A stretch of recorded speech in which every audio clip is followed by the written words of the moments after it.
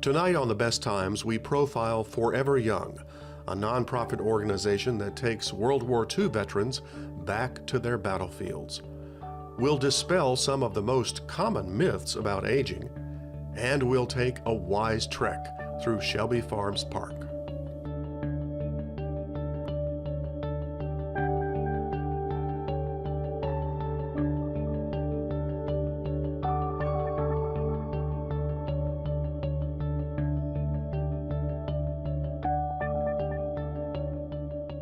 Funding for The Best Times is provided by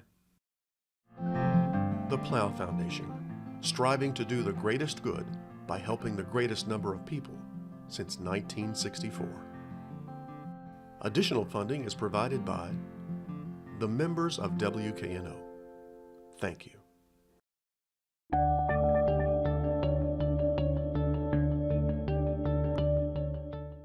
Hello, I'm Chris Hardaway. Welcome to this edition of The Best Times, a series that looks at life after 50. Over 70 years ago, the battles of World War II raged across Europe, North Africa, and the islands of the Pacific Ocean. The greatest generation gave the best years of their lives to fight for freedom. Although we can never adequately repay these aging warriors for their sacrifices, there is an organization called Forever Young that grants the wishes of World War II vets who want nothing more than to go back to the battlefield.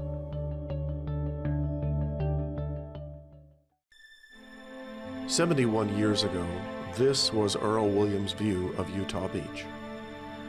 As a 21-year-old staff sergeant in the Army Engineers, he came ashore in the third wave of the invasion forces.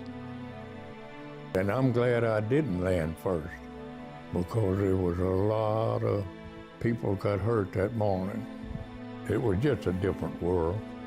There was nothing that you would do, even think about doing in civilian life. I'm 92 years old, or 93 in a couple of months. And I lived most of my life in 3 weeks right there. The last 3 weeks in June of 1944. Today, the view from Utah Beach is very different. And it is precisely that difference, the stark reality of the past contrasted with the peaceful serenity of the present, that draws these veterans to return to the battlefield. Diane Height is the founder of Forever Young, a nonprofit organization that began with the mission of fulfilling the wishes of senior citizens. We started doing wishes for World War II veterans because they were seniors, and we just saw miracles taking place in their lives. And I realized then that these men had gone to war, they came back, made America great, and they have never asked for anything. And so I thought, I can make a difference in their lives. So we changed our mission from senior citizens to senior veterans. Forever Young focuses primarily on World War II veterans because time is running out for them. Today, Forever Young raises funds to take veterans back to their battlefields. And so far, they've taken about 20 trips. We have been to Normandy 4 times. We've been to Belgium, where the Battle of the Bulge took place, 3 times. And we've been to Pearl Harbor twice, and we've sent an Iwo Jima Marine back for the 70th anniversary. W.T. Hardwick hit Utah Beach as a private in the 4th Division. He fought his way inland, but on the 5th day, he was captured in the Normandy hedgerows. He spent the remaining months of the war as a POW, being force-marched across France to Frankfurt, Germany. For 40 years, he never spoke about the war. Didn't say a word to anybody about what I'd went through. My parents never did know what I'd went through as a POW. Even after 70 years, these veterans suffer from nightmares and the post-traumatic stress of combat. The last one I had, it's just unbelievable how, I mean, the guys are talking and everything, you know, it was just like you was there. And when I woke up, and I kind of laughed at myself, you know, and how long it'd been since I'd had one of them. But I never did go back to sleep at night. I couldn't get that off my mind. Having witnessed the horror of war, suffered through nightmares, and never spoken about it to those closest to them for 40, 50, 60 years, why then do these vets choose to go back to their battlefields? I always said that I'd never go back there. And I don't know, my wife passed away 5 years ago, and I've got one daughter. And she went over there on vacation, her and a friend of hers, and went to Utah Beach. And when she come home, she told me, she said, "Daddy, you've got to go back over there."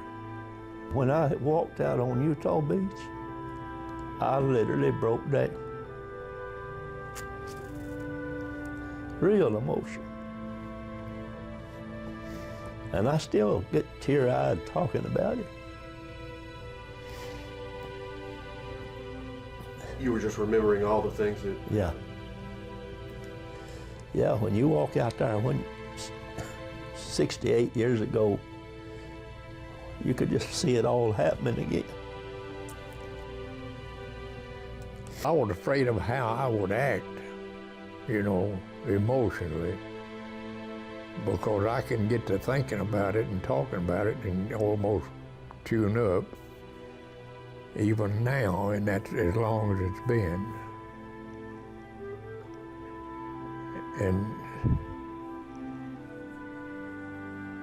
And to see it again, it just completely changed. I'm sure glad I went that time. I sure am. I think going back really does give them closure, because when they're thinking in their minds, they're thinking about their buddies dying, bullets, fear, destruction. Well, they go back and they just can't get over this restored land and the appreciation and the beauty and the peace. So when they come home, they're thinking totally differently about the war. I mean, when they think about Normandy now, they think of beauty and peace. So it really does heal them in many different aspects of their lives, you know, mentally, emotionally, spiritually. It really does make a difference for them. There's an old saying I've heard said so many times, I wouldn't take $1 million for what I done, and I wouldn't do it again for $2 million.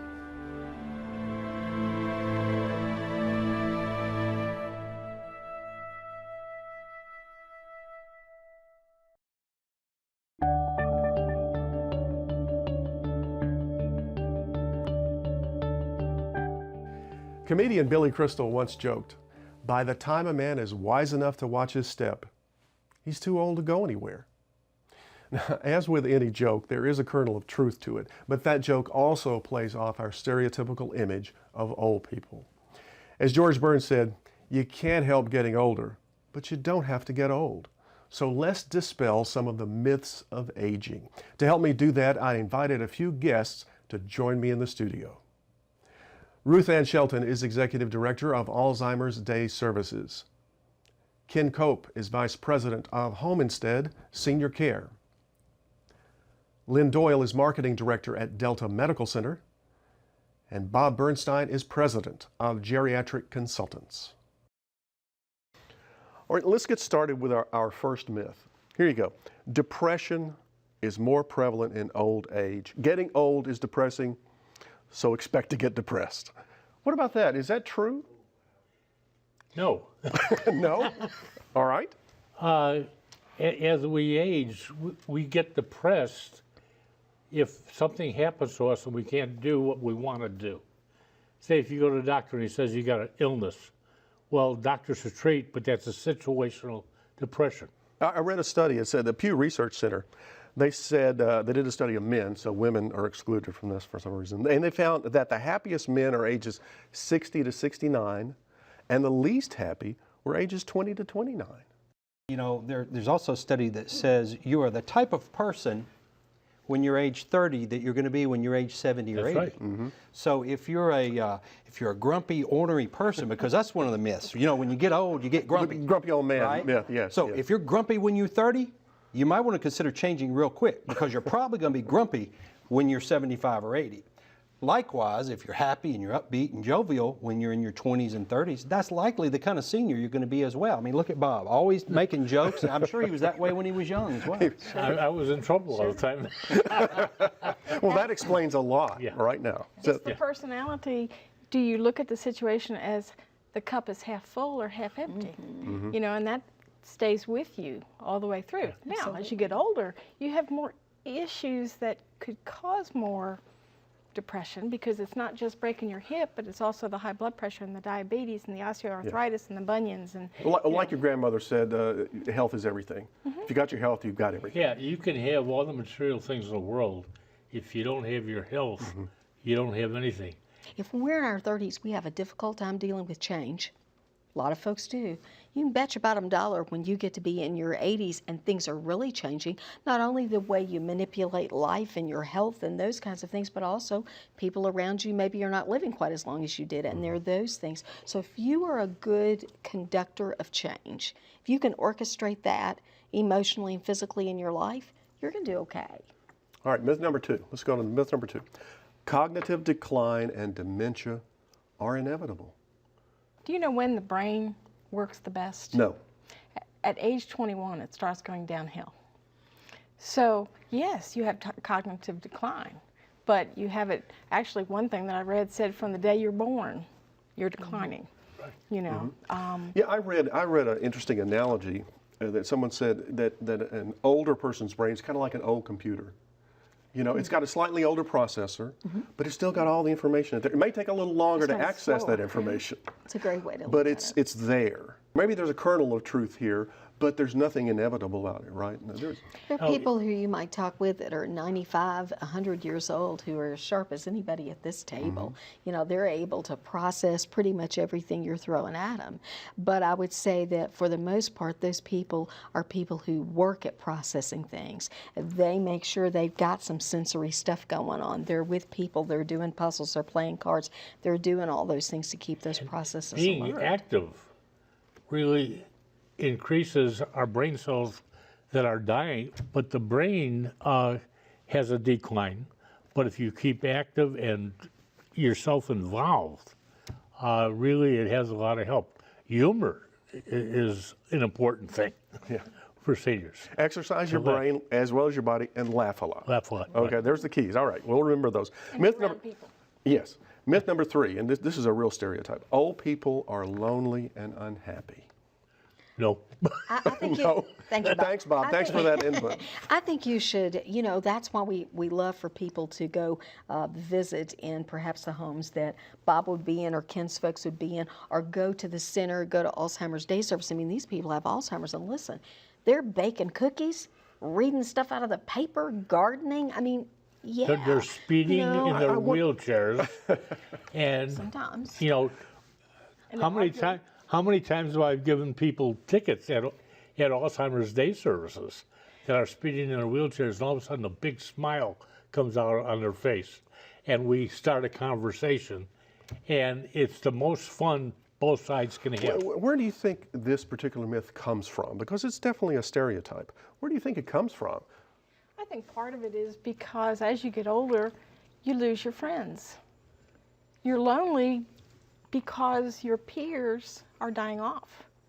You know, you don't have the physical ability or the transportation to get out and make new friends. You know, we don't think of it that way. That's what needs to happen. That's why you need to go to a senior center and get involved and learn how to play bridge and things like that. But they are lonely. They are unhappy when they stay not engaged with their community. But those are situational depressions. You know, what Ken said, you know, you've got to get out there, and you're the same personality you were when you were younger than you're going to I'm be. sure you've seen that in your work, right? Absolutely. It takes work not to be lonely and not to be unhappy, exactly. particularly as you age. I think that's the easy way out, is to be lonely and to be unhappy. You make that decision. Just the things that are available in this community alone, the great events that we have, the senior centers. There are a lot of opportunities to make yourself happy in this And area. the point is, take advantage of them. That's right. Take advantage of them. And volunteer and be a part of the Exactly. solution. Exactly. All right, myth number 4. Creativity declines with age. You can't teach an old dog new tricks. Well, I think they could teach us a lot. Just think of the people who get older and think, oh, it's the first opportunity in my life. I can go back to school because I'm not paying off somebody else's college. Or I've retired, I don't have to go to work every day. So I think it's the time when you are able to explore your creativity. We can't when we're working. It's very difficult to explore that side of us. But when we have some additional hours and hopefully some additional financial resources, we can explore all kinds of things we've never done. Bob? But I'm just thinking of the artwork that people with Alzheimer's or dementia have. People that never had that skill get this illness, which is an illness, and they create, and the creativity, and they use their skills. And we don't utilize what you said. We don't utilize that expertise of seniors who have been through the mill. You know, it's interesting you mentioned that, because I read a study in researching this where they divided creativity into conceptual artists. We have conceptual artists on the one hand, and then the experimental artists. And they said conceptual artists tend to flourish in their 20s and 30s, but the experimental artists take longer because they have to use their own experience, which is the point you were making. And when you look at some of the authors that we've had, Mark Twain, Virginia Woolf, Joseph Heller, these were all people that wrote their best works in their 50s and 60s and 70s. Grandma Moses, another perfect example, 78 before she became famous with her I was talking to my paintings. sister this morning, who's 94 years old, living in Lynchburg, and she was on Broadway stage. She was creative. To this day, she is writing articles. She wrote for Cosmopolitan and other magazines, and we were talking about just that thing this morning. And she's active, and she's alert of what's going on around the world at 94. She's amazing. But Well, I think she's active. basically we've said creativity doesn't know an age. Yeah. That's what it boils down to. Right. All right, myth number 5. If you didn't exercise in your 20s and 30s, you're not going to do it in your 60s and 70s. Now, this is a little bit like what you said earlier. Yeah, and that's such a myth, because it's never too late to change that. Right, never. So when we talk about exercise, I think what we talked about, physical exercise and mental exercise, and there are certainly things you can do alone that exercise both of those. For example, doing common things in an uncommon way is a great way to exercise your brain. Try writing a letter with your left hand if you're right-handed. So try different things, and that exercises your brain. Physically, part of the problems we have when we get older are related to high blood pressure and heart disease and those things. So it's never too late to exercise the heart, to get those veins and pumping that blood again. Those things it's never too late to exercise. And important to fire up those endorphins. I mean, we're just talked about depression just a little bit ago.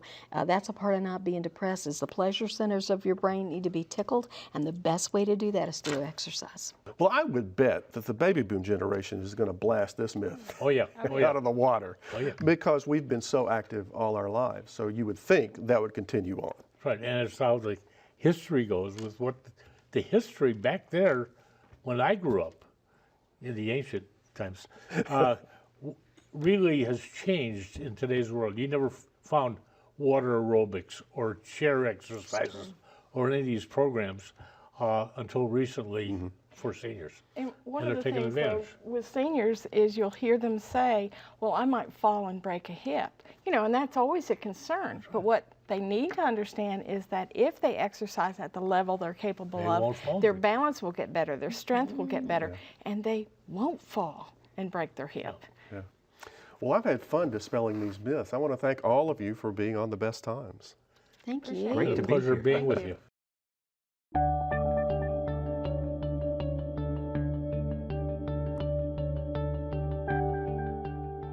You may not realize it, but Shelby Farms Park is the largest urban park in America. Covering 4,500 acres, it offers recreation and activities for people of all ages. In October of 2014, they began a special program for the age 50-plus park user called Wise Trek. It offers a series of activities designed to get people out of the house and on the trail. Maybe it's time for you to take a Wise Trek.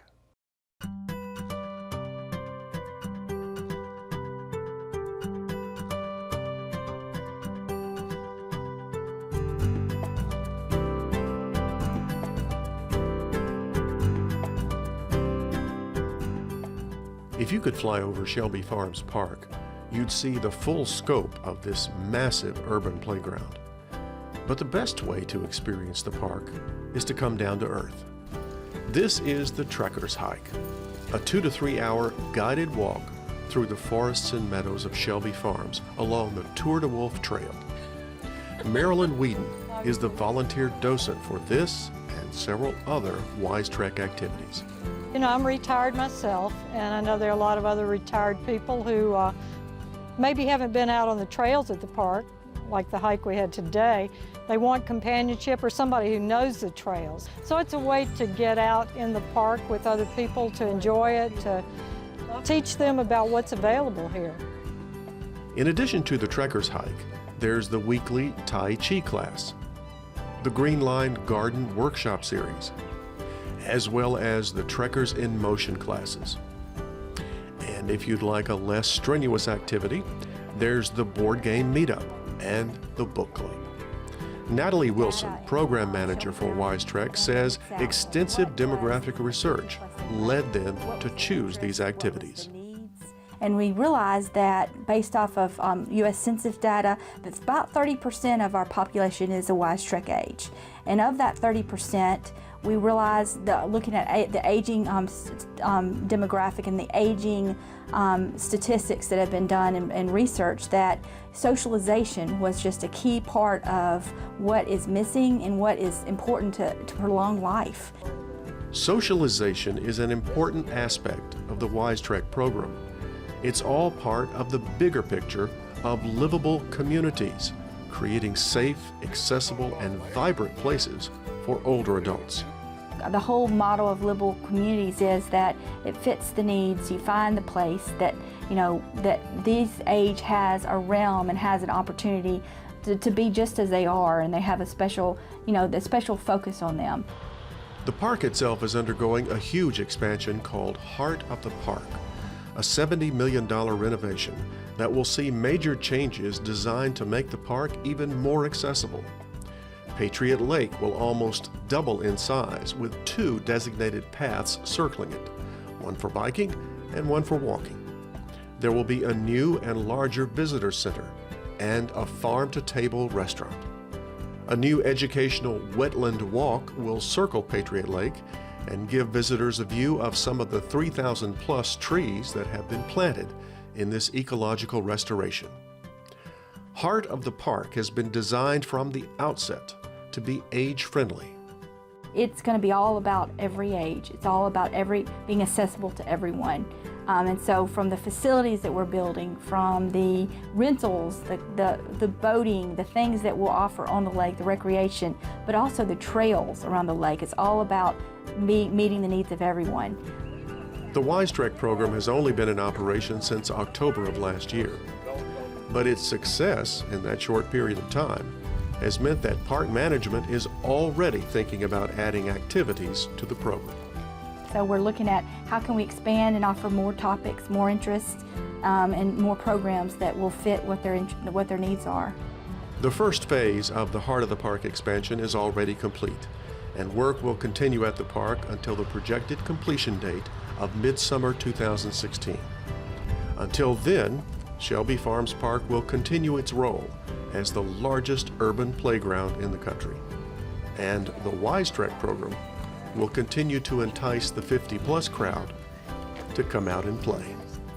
I love what the park is doing to create new activities, adventures for people who want more adventure, but at the same time you can come just sit under a tree and relax and watch people and watch the birds and, you know, and chill out. You don't have to be overly athletic, but if you want to be, there's plenty to do here too.